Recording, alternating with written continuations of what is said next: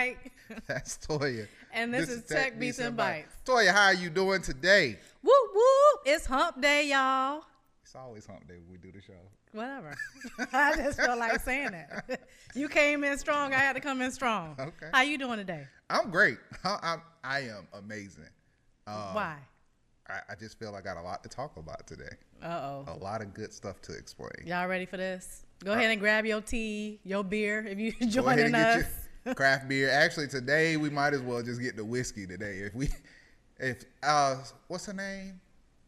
What's her name? Samar B. Rivers, if you would like to start sponsoring Tech Beats and Bytes with some bottles of whiskey, some of these days it's going to be like that. Actually, we should just do Especially as we get into politics. Listen. Exactly. So we should just do the beer in a whiskey cask, sort of have that flavor. That'll Just be let fun. it age in a whiskey cask. Like Kentucky bourbon. Mm-hmm. But reverse. Yeah, absolutely. So let's just get right into it because we got a lot to cover. And by the way, y'all, until we get formatted and we get put on the show, we're going to be going over an hour. So I'm just letting you know that now. Hour is our target. Y'all know we keep it organic. Yeah. We just go with the flow. Whatever happens, happens. But today, the E-Weekend. The Weekend has an ownership stake in an esports company called Overactive Media. OAM, which is Overwatch leagues in Toronto, Defiant, and Splice, is making one of the 5 esports organizations in the world to have permanent spots in both League of Legends and Overwatch League. These are different competitive aspects for the esports league. So to all those moms that used to sit around and say, you know what? Playing video games, you need to get out there and do something with your life. Go mow the lawn.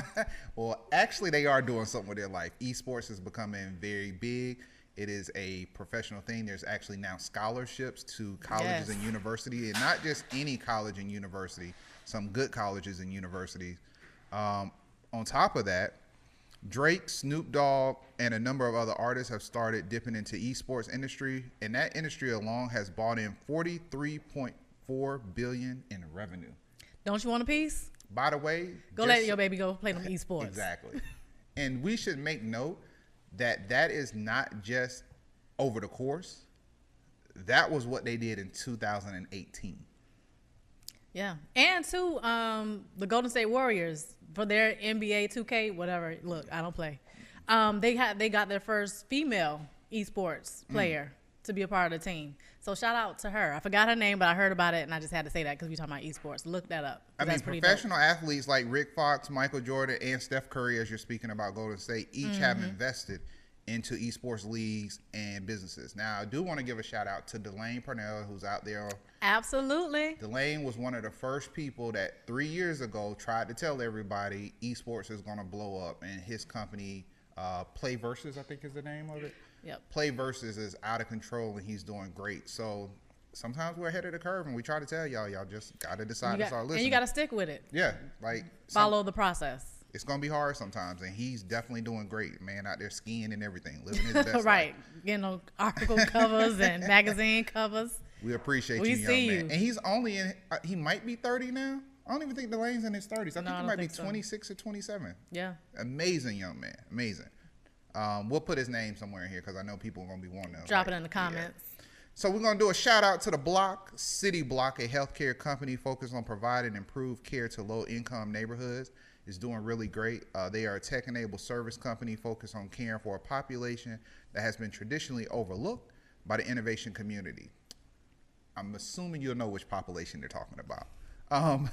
So this is a co-founder, Mr. Ram, did his interview with TechCrunch. But we were talking about this, and it was one of the things that me and LaToya wanted to address. We kept telling people that the tech industry is slowing down. What we meant by that is like tech innovation and the different things that are being created. So like virtual reality was this big thing and it's moving.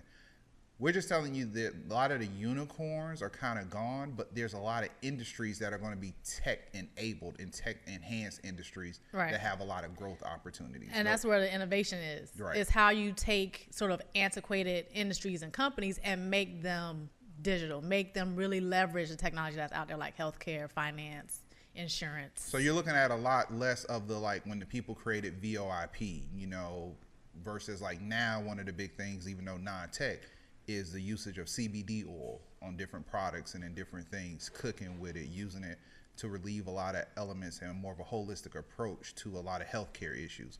And not just healthcare, because Carl's Jr. is coming out with a burger that's going to be a cannabis burger on 420. I don't think we have a Carl's Jr. down here in Miami, but that's what they're doing for 420. So look at that. Cannabis, just a dovetail. It's getting its fast food, too. So speaking of that, culture-infused creations will be coming out with a popcorn line that will be enhanced with cannabis oil. We are doing it. I mean, the thing is, a lot of times we don't follow trends because of what we feel might be the repercussions that come with it. Like, oh, how y'all gonna be doing cannabis? You already know. We don't care about the stereotypes. CBD oil is legal. We're going that route. So we're gonna have CBD oil on our pretzels, popcorn. We're going to have a little dosage of it in our pickles, and we're going to have it on the peanuts. So it's going to be all the flavors that are now available in Culture Infused are going to also be plus and added to with the CBD oil. That's cool. So we just want you guys to know certain things are definitely slowing down. I would love to see somebody come out with a virtual reality phone where, you know, stuff just pops up out of my phone and I can go. Oh, like Star Trek? Yeah, let's just be doing stuff like. But kind of holographic type stuff. In theory, I also don't want that because I mean, everybody can see your stuff. Everybody around me is looking at it. Don't let the wifey send you a pic and it come up. Can you imagine? So you got a little naked leg. Right, a mess. That'd be dope. She'd be pissed. Not today. Oh man, that'd take porn to a whole nother level. It will. So, what are we drinking today? What we got, bartender? Ginger. Yep. So this is the ginger from. Cheers to ginger. I realized my glass wasn't getting to frame, so got to make sure.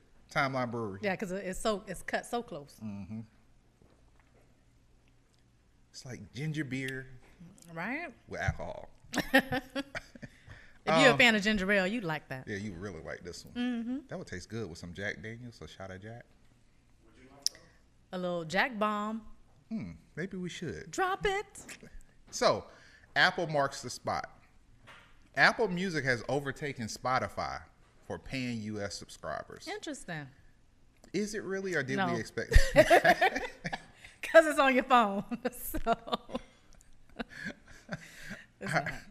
All right. So, by the way, quick shout out to somebody watching. Leroy, do me a favor.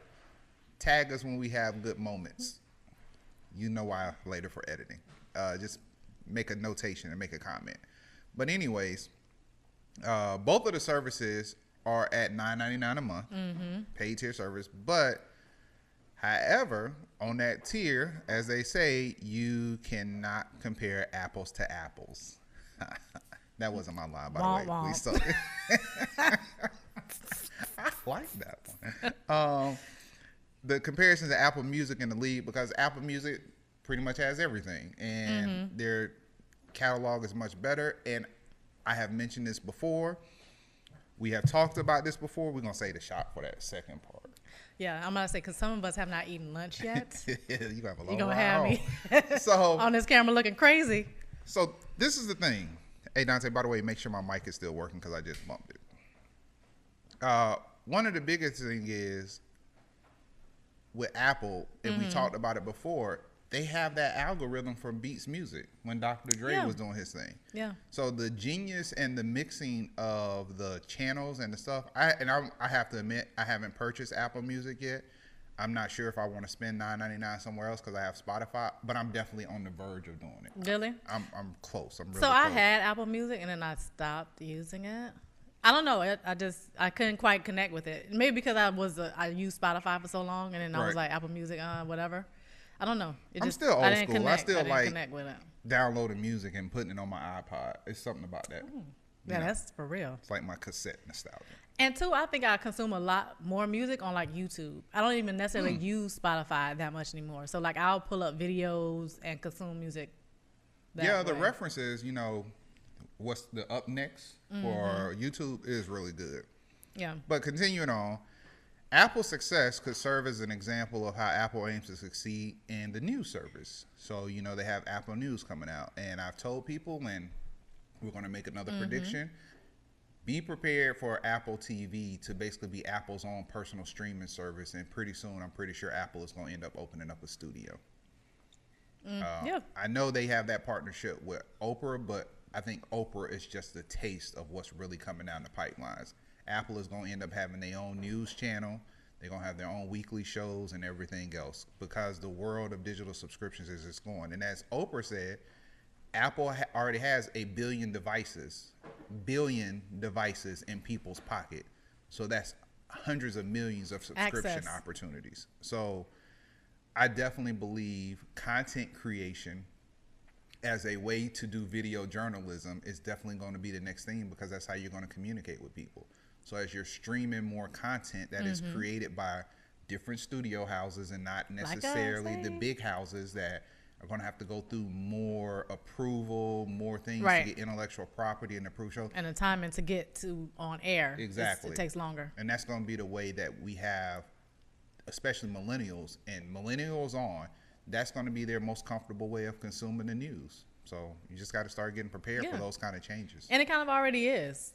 Devices, most traffic on the internet is from a mobile device. So we know what it is. You got to play to what you know and then see the future to what you were saying, like 3D, three-dimensional, 4D type of interactions. Really start to think about that. In millennials, they only take in about 2.7% of the news that is out there.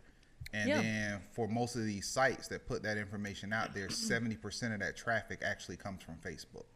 Right. And at the rate that people are cutting cable or not even getting cable, especially if you're a millennial, most of them haven't ever had a cable subscription. Not even having cable or internet. They just going to Starbucks and sitting in there all day. So ordering one little salad and sitting in Starbucks for the whole day. So everybody, all those AT&T, Comcast, they need to start adapting really quick to how consumers are starting to move. But see, what was that? T-Mobile, or who is doing it now where they have like the cafe? It's almost like the cafe Capital place. One? Yeah, when you come in, that's what you need to start doing with these phone services. Yeah. You need to come in and be able to just sit down, hang out and lounge, and then maybe I will buy another phone.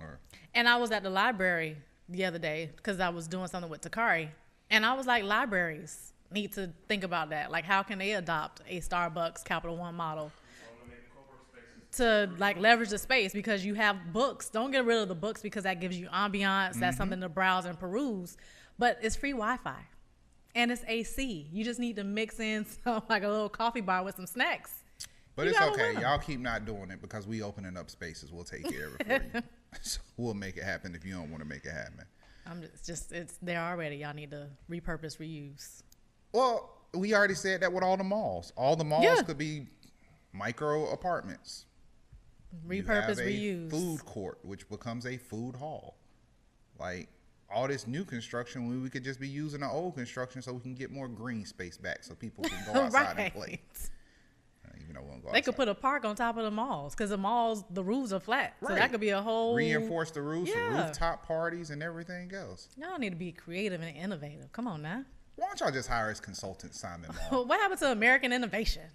Oh, y'all want America back? Oh, make America great again. Ooh, right. Bars. That part. Ooh, please, I don't care who. I'm about to mark that myself because. I'm just saying, like, you have to think about that. Like, by you cutting out diversity, you cut out diverse thoughts. People who have seen different things, and experience different things. AP Daniel, yes, we know you still go to the library and get books, but you're one of the few unicorns out there to make that happen. But we're saying keep the books, but make the library more inviting. Multifunctional. You should want to come there and just hang out. Yes. You should want to come there and chill and do what you're doing. Like, that's important. Right. Tables, chairs, AC, Wi-Fi. Make more revenue. Fantastic. Because what y'all charging people for late books still? They ain't gonna make free no money. Parking. You don't even have to pay to park. You know what? This would be even better. All the libraries should adapt the NPR tiny desk model and start hosting small concerts in the library. You can do it all. If NPR can do it on a small little desk with a one camera setup, and some of them performances be live. Anderson Cox was live. What's the crazy dude name, Dante? Tank and the Bangers had a good one. The jazz guy, Kwame, what is his name? There's some good ones. T-Pain had a good one. Yeah, T-Pain's was amazing. Why don't you bring local talent into the library at a point when you know it's kind of slow and let them perform in there? And some libraries have meeting and conference rooms. You can use that to create like a production studio that people could like schedule and rent out. intellectual content coming from a Yeah. place of knowledge. Right. Come on. So fun. Man, we on fire. So stock Uber. All we did was just reverse it. Uber stock. Uber is reported its 2018 revenues of 11.27 billion. So of course, Uber has now filed for its IPO. Right. The net income of 997 million and adjusted EBITDA, if you don't know EBITDA. that, read that. Losses of 1.85 billion. So I don't really know how that works out. Now you know exactly why they're going public, because they're losing a lot of money, so they need to make some of this money back with you outside investors bidding on their stock. So I will be looking to buy some of that Uber stock and just sitting on it. But the competitor Lyft filed. Lyft did pretty good. Again, this is part of our hustle alert. We do not give financial advisory. Do not listen to us. Do your own research. Right. But their stock has been kind of going up and down. But, Yeah, you had a lot of people short Lyft. and which is the smart thing to do. I mean, sometimes as soon as something comes out, Right. if you can get a short that ranges within maybe 10 to 15%, that's actually a good short to take, because they normally take dips. So, and a lot of people don't know when the release dates are and they're not paying attention. So the easiest thing for you to do, short the stock. Then people come in, oh, by the way, you knew Lyft went public? No, I didn't. Oh, the stock is only $64, but it came out at 72. Now everybody that shorted it to drop down, they just made a good amount of change. Just something to consider. So Google loses its diversity. Google's chief diversity officer, Danielle Brown, what a name, Brown, has left the company. To influence how we build our product to drive positive change around critical issues like diversity, compliance, and employee engagement for millions of workers in the U.S. That was a quote by her. I just want you to know, I have absolutely no idea what she was actually trying to say in that quote, or what she hoped that quote was to accomplish, because the stats still show that you're almost 70%, to be exact, since we're going to quote, 68.4% male, 54.4% white, 39.8% Asian, 3.3% black, 5.7% Latinx. So now this Latinx thing is just for real. Yeah. I just want. Did you see the recent, real quick sidebar? Did you see the recent Bill Maher? Yeah, and they were talking about Latin. That's all I was about to say. Yeah. Like, I want to know how the Latin people, or the Spanish people, or Hispanic people, how do you guys feel about this Latinx thing? Maxine, we like you. Maxine with Caribou. Let us know how you feel about that. And then 0.8% is Native American. So with their one diversity-related issue after another one, they had the anti-diversity manifesto, the sexual harassment allegations, employee-led walkouts. Is Google really fixing their diversity inclusion problems, LaToya? Well, I think that's kind of evident in her leaving the company, right? So her quote to me read kind of aspirational. It's sort of what she may have set out and wanted to do. And she left the company. So obviously either she wasn't quite feeling like she was able to be effective. Maybe Google wasn't really truly providing her with the support that she needed to make things happen. Because we were talking about that a couple of weeks ago, maybe. Mm-hmm. So when you think about sort of diversity and tech, is it a real thing or is it just for headlines? I think we think it's mainly for headlines. We know it's for headlines. Right. Y'all don't really want to fix the problem. Right. We're going to get into that later, though. But I don't think y'all really want to fix the problem. So a couple of these topics are going to be a little bit longer. But this is a topic I'm actually addressing. I'm addressing it on behalf of LaToya. I'm addressing it on behalf of Don Dixon, Angela Benton, Felicia Hatcher, Alicia Daniel Hall. I'm addressing this issue for a lot of black women that I know out there that are trying to do business. So black female founders face constant rejection, but they're thriving anyways. Yes, we are. So the example we're using is directly from a story, but we have more information and more things to put out there. But Arian Long, an African-American millennial, has the creator of the Femly Box, FEMLY box, because I want all the ladies to go out there and look into it. It basically said that everyone she met with, every single investor she met with said no. So these are some of the key points of this issue. She was consistently speaking to middle-aged white men. Of course, they didn't know the product or use the product because the product is based around feminine products that are organic.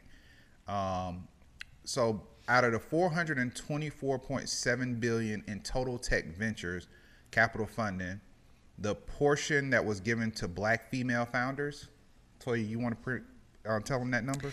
Minuscule. It was a 0.0006%. The only time I've seen 0.006 like that, and it was something good, was when I was shouting out something to be an Alpha Phi Alpha fraternity member. Otherwise, there's nothing that can come good with 0.0006. There's just nothing that's good to come out of that. Now, the average investment into black females is normally only $42,000, where the actual percentage of the national percentage of investments ranges for their counterparts ranges at about 1.4 million.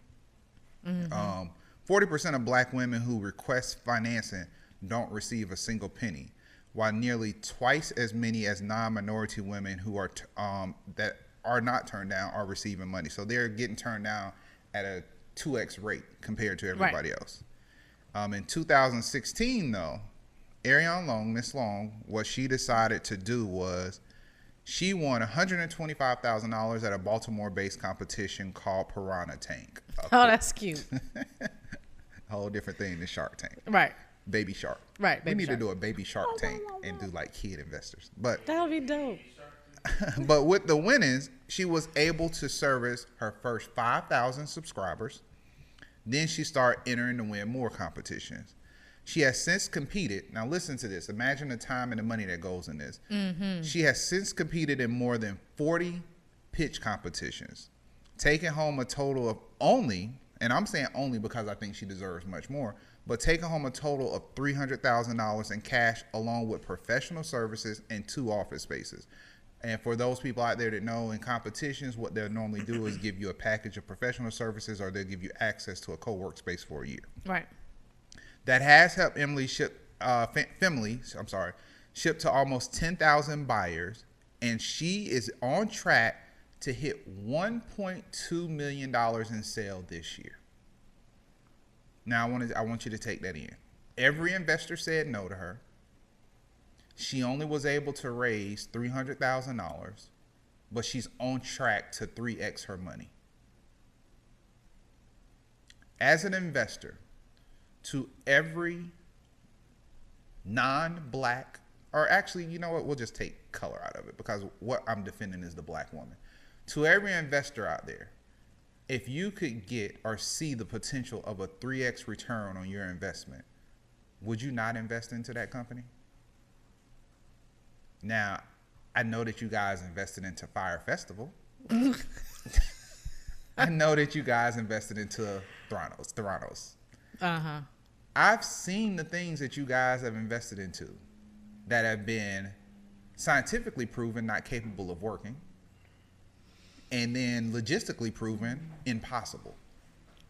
But yet you want to invest into a multi-billion-dollar market of feminine healthcare products, as we just had a show last week where women are complaining about not having access to feminine healthcare products, and the jail systems are going through a whole thing to make sure that women actually have feminine care products while in jail and in prisons because they don't have the proper access to them. I don't understand why you guys aren't investing in it. I mean, there's a point where you have to start seeing the formula. These black women are killing it. If you own a VC firm or an angel investment group and you're not taking the time once a quarter to sit down and listen to what black women have to offer, I honestly think you just don't want to win. Let's just get out of diversity and inclusion. I just don't think you want to win. Because Don Dixon, a friend of ours, a dear friend of ours, went to do the same thing. Don was traveling all over the world, pitch competition after pitch competition. Her pitches were amazing. She was making these things happen. Still couldn't get the funding from VC. Still couldn't get the funding she wanted. But what did Dawn do? She turned around, went to crowdsourcing, and was able to raise $1.2 million. And I'm praying for her success, because one of the easiest things to do, like Tiger Woods, to shut up a hater, is just to prove them wrong and just come back and win. So for these investors that aren't looking at black women, and as you see, the black woman is not here defending it or having to try, because I'm champion for black women. As a black man, I am champion for the support of black women. LaToya has cosmology. The hair care industry is growing. There's no reason investors shouldn't be putting money behind her project. That's why we're trying to help her. That's why we're investing our time into it. Because simply put, the reason why, I know why you guys aren't investing, because you're not in these communities. You aren't walking the streets. You don't actually know the needs and these products of the community, so you have no interest in investing in them because they don't affect you. So you still live in your circle where you think only the things that affect you are the things you should invest into. Which if you had a more diverse board of directors or had a more diverse board and period, you would have more opportunities brought to you with people to have a better understanding. So we weren't going to delve into this too much, but this is definitely one of the topics I wanted to delve into because it continues to be an issue. And if only 10% of your money is going out to minority-owned companies, but you see a success ratio of minority-owned companies, I don't understand why you're actually the lead of your investment group. Because simply put, we're tired of you guys, and the word of the day is race-splaining. Shout out to all my women for the mansplaining. Race-splaining is now going to be defined as when telling someone in their race or their culture what is best for them when you are not a part of that race or that culture. Race-splaining. Quit race-splaining to us and thinking you know what's best for our community and our culture when you don't walk those streets and you're not a part of it and you don't want to participate. Be smarter and just shut up and listen when we're telling you what's needed for our community and you have the opportunity to make that money. And you can't, by any way, shape, or form, Little Caesars us. You can't bring in your one black friend and think that you know the race or the culture.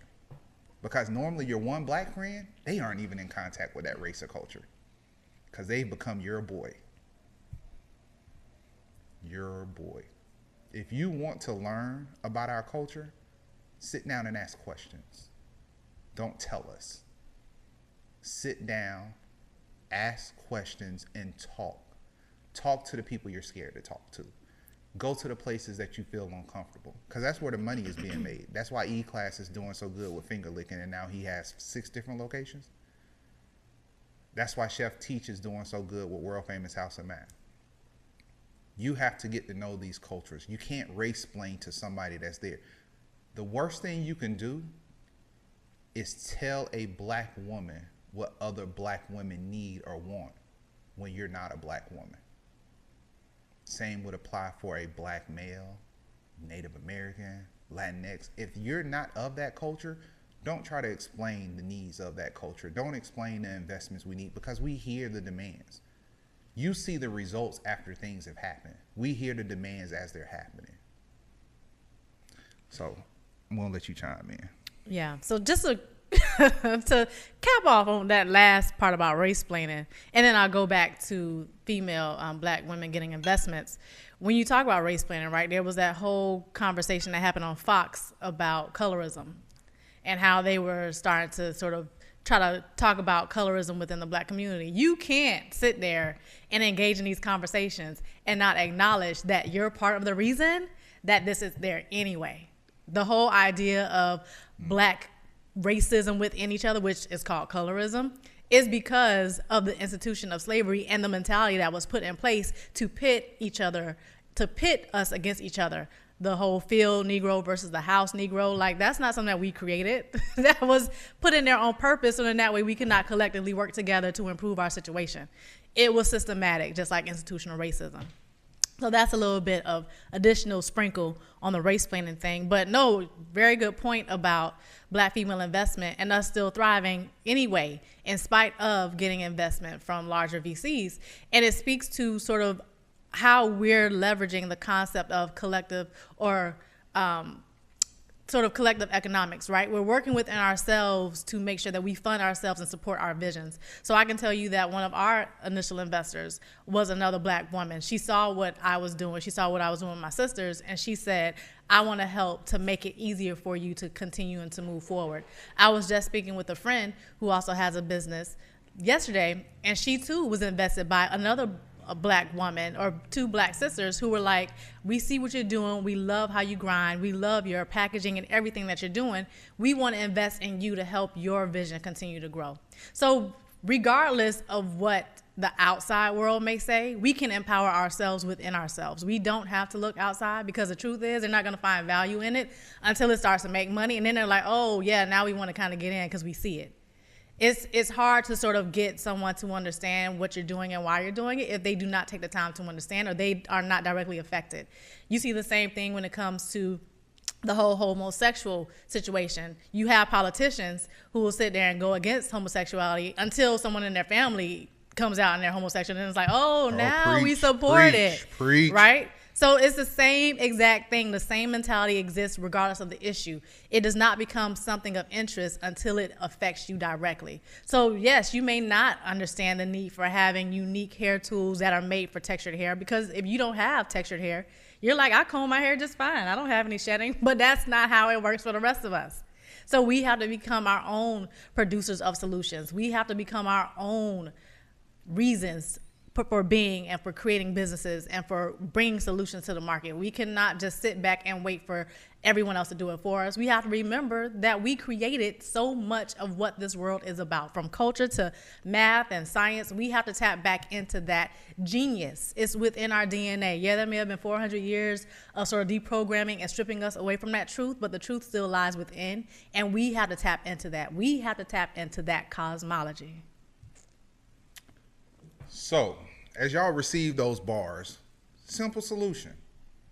Even if we want to go by the just base demographics of the United States of America, if you are receiving any kind of government kickback, government tips, or you receive any kind of benefits where you're on the actual stock exchange, which means you're now global, worldwide, your board of directors should be forced to look like at least the demographic of the United States of America. At least the demographic of the U.S. Just the bare minimum. So that means if the world is 60% male and 40% female, you should have 40% of your board of directors to be females. If the world is 12 to 18% of African Americans, you should have 12 to 18% of African Americans on your board of directors. This is on anything. I don't care if it's from your CRA to your local little town community to a Fortune 500 company. Start allowing your companies to reflect the actual demographic of the people that you are servicing. Race-plaining. So we're going to move on. So it's Game Boy's birthday. A little bit of a lighter note. On April 21st, and it's not the birthday yet because we're ahead, but by the time you watch this again, right. 4 days, because it's so great that you're going to want to watch this twice. Hey, and you're going to want to share. My mom is watching, by the way, guys. I just want you to know that. Hey, Mom. On April 21st, 1989, Nintendo gave us the Game Boy, forever changing video games. Game Boy took the idea of portable gaming into mainstream and creating a lane for mobile gaming. I must admit, the money did not work out for me in the 90s. I never got a Game Boy. No? No. Did you have one? I had a Game Boy. Really? I enjoyed it. But again, like I'm one of the people, I'll play it and then I'll put it down. So 1990, that was 7 years before I graduated. Yeah, I think my mom was like, you got a Nintendo, you can mobile your ass in front of this couch. It worked. But I never got a Game Boy. I always wanted one, but I never got one. Yeah, we actually found one of our, like a second generation Game Boy, and we gave it to Takari, and he was like, yay, look at that. So going on to the beat section, just to bump it or dump it real quick from Professor David Stewart, Lion Babe, Cosmic Wind. It's a dope album. I just advise you guys to buy it, download it, listen to it. It's an amazing album. She's fun too. She has a cool vibe. Very cool. See, another good example. Lion Babe doing a Tiny Desk concert in South Florida in one of these libraries, and let us stream it. Yeah. Get spot. I don't know. Why are people so? You know what? Why are people so uncreative? You have opportunities. Like there's so many opportunities to just do things. Because they're too busy trying to make America great again. Sorry, I know I said that at the earlier part, but I just had to say. Look, every city should hire what we would call an innovation consultant. All you do is hire these people to come up with great ideas to bring life back to your city. And two, I think there's a lack of like looking beyond the borders, right? Because so I was watching Crazy Rich Asians, or whatever the name of the movie is, the other day, and it happens in Singapore. And I was just looking at the architecture And you know that in those countries, like the architecture is insane. But it's like over here, we still building like square skyscrapers and glass. Like where's the creativity in even in our development, our real estate development? Why are we still doing like stuff from like 1965? And yeah, it may look a little bit prettier because you got floor to ceiling windows, but. Or at least if you're going to do stuff from the 60s, at least use Chicago architecture and bring us some brick structures and make it where it's actual art pieces. Listen, it's way too much. And when you look at some of the sort of futuristic planning, it's like that stuff can happen now. You have paint that that can help with pollution. Why are we not using that? Like, what's the hang up? You know why? Because they boys getting cutoffs. They boys ain't a part of that future, so they not getting that kickback. It's so silly. Or even when you talk about landscaping, especially in South Florida, like there's a way to do sustainable landscaping that is better for the environment to help increase the butterfly population and to help with water conservation. But yet we're still doing the same things. I don't get it. I mean, they're either slow or just don't want change. And I'm just saying, even as this is a side note, as we're speaking of innovation, don't forget to share this content. The thing is, the reason why we do this is because a lot of people, whether you believe it or not, a lot of people don't think we have conversations and knowledge like this in South Florida. When we talk about innovation, South Florida is still being tagged as just a party town. Like, we got to change that. Y'all. Yeah. And now Wynwood. Woo, Wynwood, y'all. That's not all we are. We got people down here trying to make real things happen. So it's up to you guys to share this content to let other people know that we're actually trying to do stuff down here in South Florida. But a quick shout out. We do have a new mayor in town. Miss Mayor Crystal Wagger of Miami Shores, congratulations on your win. Another beautiful and powerful black woman that is now mayor. So we want to give her a shout out. Do you want, well, maybe we should do In These Streets and close out with our clout chasing conversation. We sure can. Okay. So In These Streets, and this ties directly into kind of what we've been talking about. The CEO of Chobani's Yogurt is getting a lot of sort of attention for his TEDx talk because he basically talked about the anti-CEO. And in his TEDx talk, in his TED talk rather, he laid out his idea for a different way of doing business, one that he's tried to advance himself through Chobani. Just as in stories, people who achieve great things through unconventional means are often called the anti-hero. So now he wants to see more anti-CEOs. And this means business leaders who break away from the prevailing idea of people over profits model. He calls for a new model, an anti-CEO playbook, to bring about the change. The anti-CEO playbook is about gratitude. Businesses should take care of their employees first. He talks about community. He talks about going, if you're looking to set up a business in a new area, a new town, a new state or county, go to the people, see what they're about, see what they're looking for, see what they need, and then how your business can help achieve their goals and help them to move forward and progress. He was talking in his TED talk about how oftentimes you see businesses, and this happened with the whole Amazon looking for a new place for their headquarters, right? You saw Amazon like, where can we get the best deal? Who gonna lay out the red carpet for us? Oh, we see you. Oh, it was a whole, cities were flaunting themselves for Amazon. But then what was Amazon really trying to say and do for the people? So it's interesting because Chobani, when you talk about how the company started, he basically bought a craft yogurt factory and then flipped that into Chobani, which is now one of the largest selling yogurt businesses. So he saw an opportunity, and then what he realized, and something that he felt very hurt by, was how you had CEOs closing factories in towns where they had no connection, which goes back to what we were talking about earlier, doing things without having a connection to the people who are doing the work for you.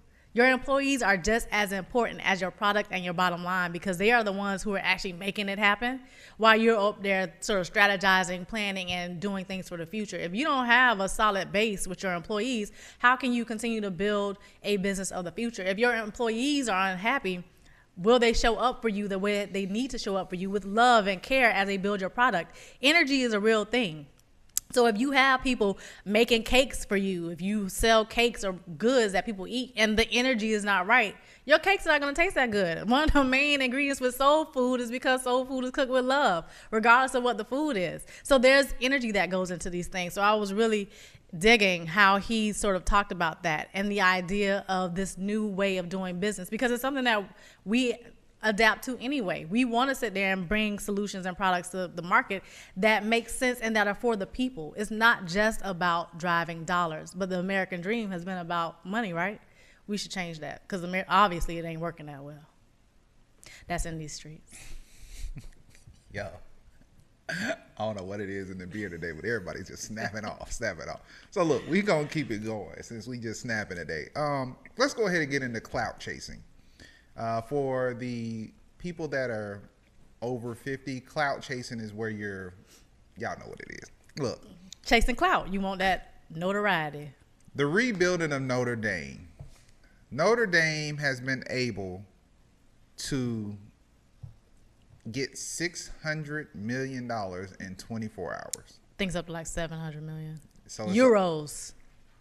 So 700 million now. Now, I just want you guys to know that we have a statement from another young lady. Speaking as a Catholic here, please don't donate to help Notre Dame. The church is worth $30 billion. Donate to help Puerto Rico recover. Donate to get the people of Flint clean water. Donate to get kids out of cages. Jesus didn't care about stained glass. He cared about humans. Look. Right. Let's just go ahead and get into the clout chasing elements. Reggie Bush and Karen Civil had to duke it out on Instagram over a fund being set up for Nipsey Hussle's kids. Days later, when they say, well, it's like, and then, Nipsey Hussle's family is politely rejecting donations because he already made sure his kids were taken care of. So, several crowdfunding accounts were created in Hussle's honor, including controversial one for NFL player Reggie Bush. So, Reggie Bush got into this argument with Karen Civil, telling her that he got clearance from Warren London to set this whole thing up. Although Nipsey Hussle set up multiple trust funds for his kids and had $1 million life insurance policy. Reggie Bush, I want to know where the hell you been first of all, do you even play football anymore? Where have you been for the last 10 years with all the other issues that's been going on that you decided this was the one thing you were going to dedicate $10,000 for and only raise $100,000 to give to the kids? Exactly what are those kids supposed to do with that $100,000? Karen Civil came on and told you there's other places for you to donate your money. There's other people out there that have been in situations where they've lost loved ones to gun violence, and she thought your $100,000 idea was a great opportunity, but you could have gave that money to anybody but Nipsey Hussle. This is all I'm saying. The death of Nipsey Hussle has, I think, built up a great culture of people realizing their community leaders. But while recognizing your community leaders, let's just be honest why you guys chase clout or why you selectively have the rage you have over certain issues. You're only going to be enraged by things that are getting following trends and things that you can get popularity from by yourself while you're actually doing these things. To be honest, you really don't care about the issues.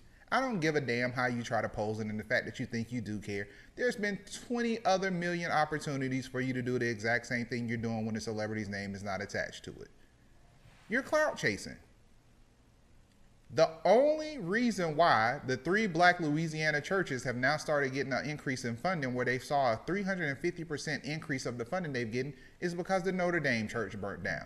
How many of you people would have never gave money to the 3 black churches in Louisiana if Notre Dame wouldn't have burnt down? You started feeling guilty. But you know what? You started getting recognition because people started calling you out and be like, hey, what about the black church? So now you are clout chasing.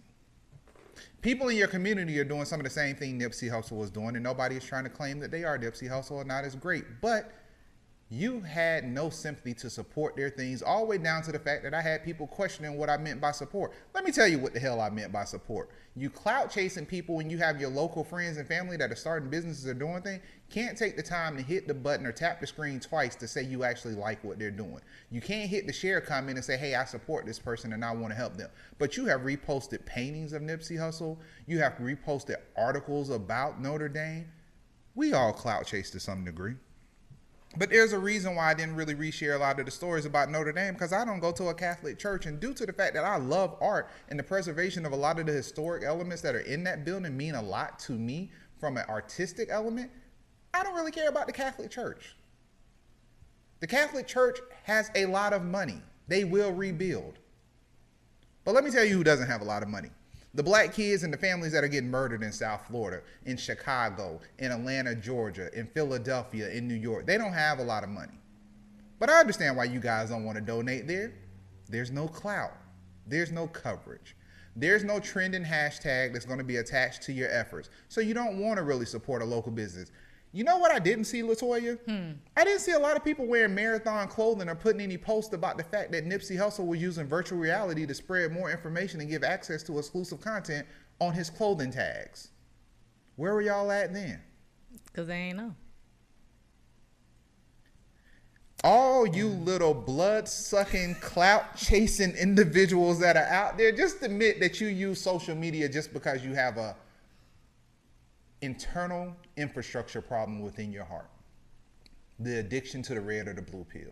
We have now entered the matrix of social media. Some of you guys feel incomplete if you don't get a certain amount of likes. That's why a lot of you have become Instagram models. Because Instagram doesn't pay you. You're paid with the addiction of attention. There's a lot of things that we do at Digital Grass that we don't get credit for, and we don't care because we like to see the success. But don't get it wrong, we are still chasing the bag. There's a lot of other businesses we own, and we will plug our own businesses. We got to a point where we stopped asking for help, but we started receiving help because we became more raw with our content. We put ourselves in a position where we felt we were doing what was best for the community, which was informing them of issues that do not get coverage or are not explained in a way where you feel somebody is talking to you versus talking down to you. Now, granted, at this moment, I'm definitely talking down to the ignorant people that are chasing clout on social issues and use those issues to their advantage just so they can get a little bit more likes. If you really want to do something, what Nipsey Hussle wanted you to do was to embrace what people have done for him and for you to do it to your local leaders. What he wanted you to do was start showing up at city council meetings. What he wanted you to do was start showing up at your CRA meetings. He wanted you to get out and vote. He wanted you to make impact. His life was sacrificed for the greater good for you to see what was happening. So with Notre Dame, the church burnt down, but the aspects of a lot of things that's happening within the black church burnt down years ago. Maybe you should stop thinking about the physical and think about the metaphysical of the things that is actually happening in our community if you're going to chase clout. Because we're losing a lot of our structure. We're losing a lot of our buildings, gentrification, and we're losing a lot of our soul. So there are nonprofits and a lot of organizations that can't function because they're not getting any donations. There's money for us to be given, but there's other people that need it. Normally, by the time something has become a big issue, it's taken care of. That's free press, free media, that's coverage, and that's exposure. The four main things that you need to make a business successful that most people don't get, especially when it's coming to social justice issues and just small businesses. So that's my initial feeling. Yeah. So it's interesting because I was having a conversation about this earlier. And so I've seen Notre Dame, been to Paris, all of that, get it, beautiful structure. But then for people to, and there's this whole article that came out too about people sort of guilt shaming people on social media who are really expressing their heartfelt emotions for Notre Dame burning down. But again, to your point, it's a building. People get hurt every day. Act like they ain't got insurance. You don't think Notre Dame had insurance? Right. Like it can get fixed to the point of the person who said that they have money. The Catholic Church is probably like one of the richest because of all the stuff that they've done over the centuries. So wrap that all up into a nice pretty bow and realize that that's not something that requires that much attention. Yes, it was a historic landmark. Yes, it was a cultural icon to the city. It was a tourist destination. But you've had tombs raided in Egypt, right? You've had artifacts stolen and then placed in other museums. There are things that have happened that are detrimental as well, but where's the outcry for that? Where's the outcry for, to your point, the churches that are burning down in the U.S. that were targeted, synagogues that were targeted Where's the fundraising for that? And I don't even want to cut you off. Y'all raised $600 million in less than 24 hours. That's where I was about to go next. Flint, Michigan just got $77 million for water. Right. You have people. Not building, my dude. We talking water. Yeah. Water. And for those who are really tied into religion and Christianity, your body is the temple, right? You are the church. So why would you want to build into and pour into people? Because they are the church. The building is just the container, right? Because if nobody goes to the church, then there's no church. It's just a building. There's energy. There's people that bring that to that space. We know so what are you Jesus really saying? turned water into wine, but we talking water. The highest consumed product in the world. A whole city is dying, has cancerous responses to water. And all these billionaires, y'all couldn't get together to fix a water supply. But you know what? I'm sorry. It's a whole bunch of black and poor people in Flint, Michigan. Why would y'all care about that, right? And I get it, right? They're Parisian, they're French, so they're like, no, we want to reinvest into our culture, into our community to help rebuild this structure. But didn't Trump talk about giving money to Yeah, them? and you have people in the U.S. who have donated. But again, there's things that happen here all the time. Where is the giving of that? Where is the sort of the Christian idea behind support and, love thy brother as thyself? Where's that? Where's that? Where does that come from? Better yet, for the Catholic churches, I have an idea. Why don't you give $600 or $700 million to the psychological aspects of all the little boys that have been molested in your church? You want to help somebody. Or even talking about the countries that were colonialized by the French. Just a lot of those countries are still struggling. People, there's Haiti, we can do with that money.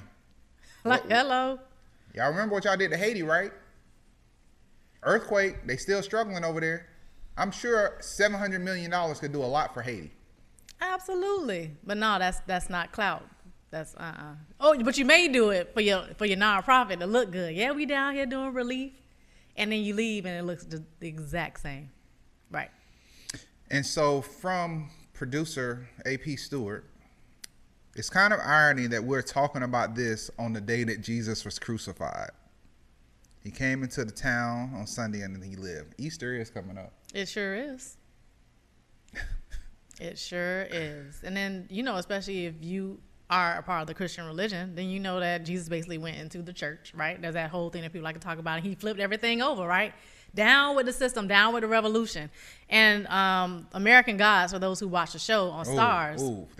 Whoever writes for American Gods. Orlando Jones is putting in. I know he's one of the executive producers. Watch the show.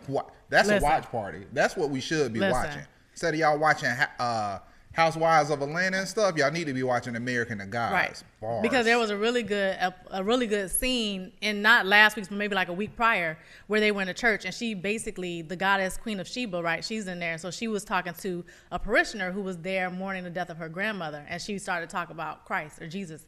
And the parishioner or the girl was basically giving the rhetoric, right, about what you're taught about Jesus, that he died for your sins. And she was like, he was a revolutionary. Like, he died because he was murdered for his ideas. And just like those who we know who were revolutionary who died, and then their story kind of morphs a little bit Malcolm to X, be Martin all Luther kind King. of tailored to fit the narrative of what they want you to know. The exact same thing. So just think about that. All the stories and all the ideas of Christ and Jesus and how he lived and what he did, it was revolutionary. Whether you believe that he really existed or if he's a mythological idea, either way, there's revolution in his story. Are you truly embodying the idea of revolution? Well, basically, even if you take in the ideology of what it is, this is what happened to those that think outside of the box that's pushing the boundaries. They normally get shut up. So even if you don't believe in Jesus or in God, if you look at the aspect of the lessons from the story, when you step outside of the box, causing people to think and to change their way of thought. Because remember, a lot of people know this, but still there's some people that watch our show that don't know certain things. They didn't kill Martin Luther King when he was talking about integration. They killed him when he started talking about the segregation and economics. When he realized maybe integration wasn't the best thing for black folk, or the Negro, as he would say back then. And he started talking about self-empowerment. That's when they killed him.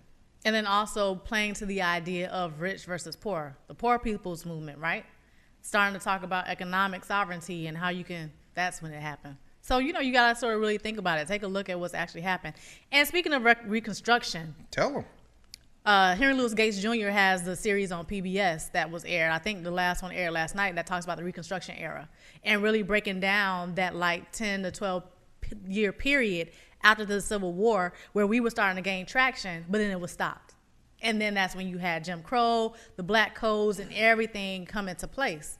So we're talking about the reconstruction of Notre Dame, but then what about the reconstruction of even our existence, our perspective? So many people are talking about reparations. But then, are you truly invested in it? Do you even understand what that is? I had a conversation today with someone, and they were basically like, reparations is not something that a presidential candidate should necessarily be talking about because it's not universally accepted. It'll hurt them as a presidential candidate to talk about it versus maybe just keeping it quiet and then talking about it once you get into the office. There's a lot that's going on. Reconstruction is happening everywhere. It's not just with Notre Dame. So moving on. Gonna get back on a positive. We got a couple of shout outs. We definitely want to continue this women vibe. So shout out to the women of space. Just remember, a woman got us to the moon and a woman made the algorithm to take the picture of the black hole. I just don't know what we would do without women. But yet our investors still can't see the value in women. Because they scared. That's what it is? They scared. You know, it is. The basis of insecurity when you don't want to see things is because you're scared that somebody's going to be more powerful than you. So I get it, guys. That's why you got to rig the system. Ooh, y'all can't do this. We going to do it. That's why you got to do that. So we missed this last week, but the FAMU students, shout out to our executive producer, our director, Dante. FAMU students racked up 22 regional Addy Awards. Nice. The 22 awards topped FAMU's record-breaking performance in 2018 when they won 18 awards. My question is, where is Florida State in this conversation? Don't do us. Florida State has a fantastic school of communications and advertising. I graduated from there. Thank you. Thank you. Got the awards. I don't know. Maybe they didn't show up this year. I don't know. And shout out to Marvin Green for taking over the little scroll for the old man cues on the cruise ship. I appreciate that, Marvin. That was great. Another thing is, to our young blood, we call him, shout out to Greg Johnson. Greg has a new gig and has a newfound success. Greg is working with the Microsoft Cities team here in Miami. He is doing a civic innovation fellowship with the Microsoft Cities to help shape the civic technology program and to foster civic engagement. If you guys don't know, Greg is very special to us. He's like a little brother to everybody on the team. We've watched him go from having to just sit around and watch us drink to be able to buy a drink. So we've known him, and Greg is doing great things. So Greg, yes, we've been watching, we paying attention. We're very proud of you. Continue your success, young man. That's right. And Tiger Woods, y'all. First off, I just want y'all to know we ain't never write Tiger off. The only thing I wish I would have did was I wish I would have been that man that never placed a bet on a golf game, and I wish I would have placed that $85,000 bet so I could come back with $1.19 million. The odds for Tiger Woods winning was 14-1. 14-1 was his odds. So he is now the 2019 Masters champion, and I just want one thing. Since you get to make a lot of requests and you like to use words and add extra syllables to the pronunciation of them, Stephen A. Smith, I would like to have a public apology from you to Tiger Woods since you said he was done. And due to the fact that you are the highest paid person at ESPN as a spokesperson, find a way to do it. I want a whole commercial where you just admit you messed that one up. Stephen A. Smith, I'm calling you out, brother. Tiger came back and he did exactly what you said he couldn't do. And if you actually go back and look at the footage, Stephen A. Smith, I just want to also point out you were the only black man on camera that told Tiger he would never win again. Just want that part to soak in for you, Stephen. Just let that. You was the only Negro to tell Tiger he was never going to win. Did Tiger ever tell you you wasn't going to be great at your job when you started doing stupid stuff? I get it. You kind of like Wendy Williams. Y'all tear people down. But then when people start tearing y'all down in y'all personal life, it don't feel that friendly, do it? Just saying, Steven, you messed up, man. I hope LeBron win the championship next to you, too, because you're talking all that trash. And I don't even like you anyways. You a Cowboys fan. How you even still rolling with Jerry? It done got personal. All right, we're going to move on. So, closing out, for today's ignorance, it's just something I want to address. And I'm actually talking to someone very close to me. quit being the throne in my side. Uh-oh. If you can't take the sarcasm of people not caring about the Game of Thrones, you too sensitive for the internet. I know that I made a comment that if people paid as much attention to the game, to politics and voting and everything else as they did the Game of Thrones, we might be in a different situation. It was a lighthearted comment. I really didn't care, but actually there's a lot of truth behind it. What did you say? So my comment was, if people paid attention... Oh, that was your comment. Yeah, that was actually a comment. That was if your people paid comment. attention, Okay. yeah, as they did to the Game of Thrones, Gotcha. then maybe we wouldn't, and I stopped there. And I said, never mind, carry on. It was a joke. It was definitely a joke. But some people had to let me know that, this is people's way of escaping and everything. Hey, look, I'm addicted. I watch Millions. I remember when Dexter used to come on. Maybe I was just fascinated that maybe some of these murders were actually taking place in Miami. When Dexter came on, my Sundays used to shut down so I could watch Dexter. Sopranos was the same way, but it's a joke. But the fact of the matter is we are using a platform to show our addiction to something else. That's your choice.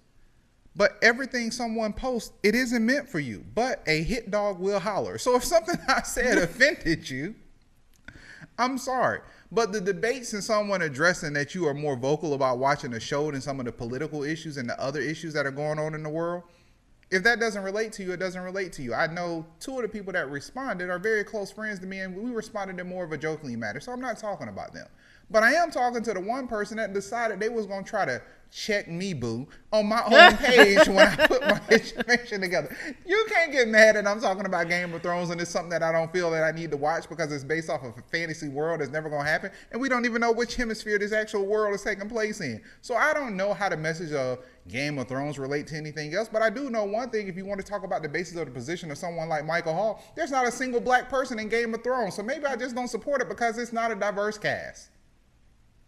You got like melanated. Yeah, figure it out. Call them out to me. Let me know who's the star person in Game of Thrones that you can go dress. Oh, star person. Yeah, no. Yeah, exactly. No star person. So the thing is, for Game of Thrones, I've heard the debates over this, but these debates also come into situations where people talk about reality TV versus real TV, and people are more caught up with the Kardashians than they are with the actual issues that's going on in the community. So I wasn't actually talking about you, but I'm talking about the people that are addicted to TV.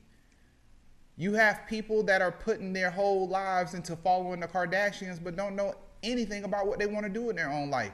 We've been sucked into this generation where we just take in certain content, and I just called it out. But I really don't care. I don't care what you do with your time or what you watch, because you know what? The people that are watching me, I support them.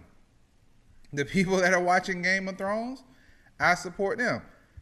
And yes, I understand, Miss Daniel, that there are 2 black people in Game of Thrones, but that's about as good as diversity and inclusion in the tech world. It's still not That's enough. what I was saying. So but they're not leading characters, though. They're still not leading characters. So if you're going to try to call me out, you might want to come with a better fact. But I don't really care about the cast. I really care more so about the executive producers who's making money with that. But we can continue to move on. So if you care more about these celebrities than you care about your friends starting business, you actually have to look at the information that I was trying to get to you. Sometimes we just get a little bit more involved with our time, with the things that we do versus the things that we support. But that's just my opinion, and the basis just like it's your opinion to want to watch Game of Thrones. Winter is coming, but also as a recession and another presidency. If you don't actually take care of those issues, you have more things to address. So if you're worried about winter in Florida, you might have an issue. What you should have been concerned with is DeSantis was coming. And guess what? Now he's your sitting governor because you don't have Andrew Gillum in that seat, because we didn't have the same kind of passion for getting Andrew Gillum into office as we did for winter coming. So now hell is here. And you're going to have to deal with the repercussions of the situation we've been placed in because we don't get out and vote. 40% of the audience that is subscribed to HBO watch Game of Thrones. That's a very significant number. We can barely get that same kind of turnout for people to vote that are registered voters, and we can't even get more people to actually register to vote. So that's why Andrew Gillum has to make this campaign to try to get 1 million people registered to vote and to actually come out and vote. We have a problem. I addressed something in a more sarcastic and funny way. If I hurt your feelings, I'm not sorry. Just stop following my page. Sorry, not sorry is basically what he's saying. So just all I'm saying is let it go and watch your show. Game of Thrones, they have some liquor out. Buy you some of the Johnny Walker Game of Thrones. Winter is coming. Have a drink. Be more lighthearted about situations and be more concerned about the issues that really care. And own your truth. If you just, that's what your thing is, just own your truth. Listen, you got to own it. So anyways, at the end of the day, it's the last season. So winter will come and go. But you know what? Tech Beats and Bytes is just getting started. And in a couple of weeks, we have some major announcements. We're going to be here to stay. And to all those people, I love you. Continue your posts. Continue your synopsis of who you think is going to die next in this fantasy world. Continue to let me know about the mother dragon and everybody else. I'm cheering for the small guy. I don't know his role, but I think he's a great actor. The little person, you know who I'm talking about, Game of Throners. But that's it. I love you guys, but that's just for today's ignorance. The ignorance is on my part. I'm not even going to blame you guys. I just don't care about the show. But do watch Billions if you want to learn a little bit about the stock market and some of the things that's happening. So, anything else you want to add? No, I think that's a good way to end it. Winter is here. The season 8, it is what it is. You got a lot of GOTers out there. Let them do it. They got to do y'all thing. Do your thing. Do your thing. Do a watch party. I want y'all to all dress in costume. I'll come to that. And get like the big tomahawk steaks and let's grill the way they used to over an open fire. You just want to have a party. He don't care nothing about the show. He just wants y'all to come over and eat. That's all. That's all. Take us out, man. That's Mike. That's Toya. And this is Tech Beats and Bytes.